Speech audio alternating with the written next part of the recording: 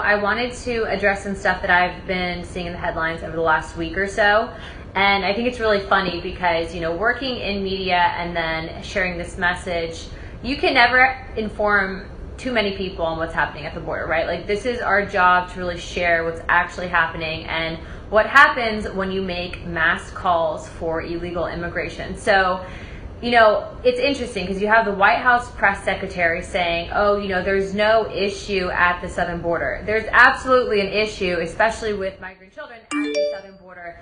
And that issue, that increase in surge in illegal immigration, has been caused by the Biden administration making blanket statements calling for amnesty and the entire DNC being soft on immigration. There seems to be in society this ideology that we need to have the bleeding hearts perspective and that somehow that's going to help people. It's not going to help people. There's something called tough love. And what happens is when you have people coming here illegally, they are, one, exploited in the process, but it also, two, completely is not fair to people that are waiting in line. And then in addition to that, you literally have people that are recycling children so that they can exploit our asylum process here in the United States. And all of these things have been encouraged by irresponsible legislators making irresponsible calls on national news outlets that, yes, people in South America and Mexico, both good and bad, watch,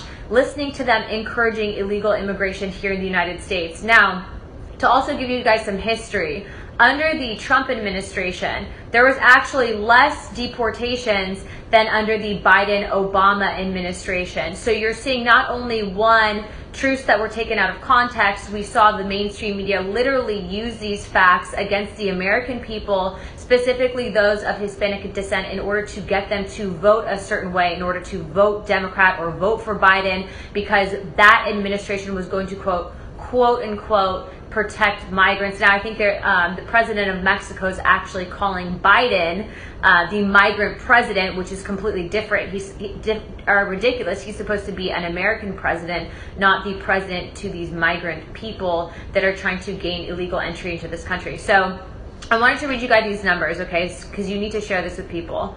More than 8,500 migrant teen children who cross the border without their parents are being housed in the Department of Health and Human Services, waiting to be placed with relatives or vetted sponsors.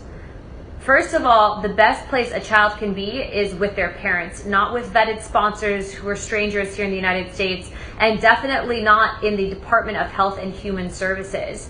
These children, these teens, are getting stuck because of the fact that you have irresponsible legislators that are, again, exploiting the American demographic. So get smart on this, guys. This is something that the Washington Post had reported on.